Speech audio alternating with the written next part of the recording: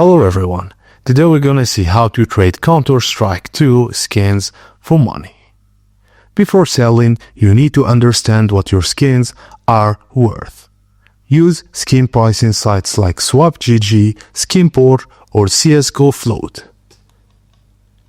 Your choice depends on whether you want to real cash, Steam wallet funds or fast payouts. Go to swap.gg and click Sell Skins. Log in with your Steam account and select the skins you want to sell from your inventory. Then choose Instant Sell or a set custom price. Choose your payout method and confirm the trade through your Steam trade offer.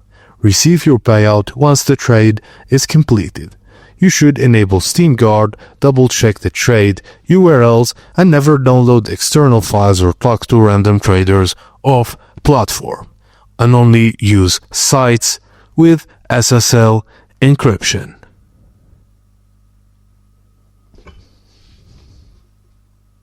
And that's it guys, as simple as that.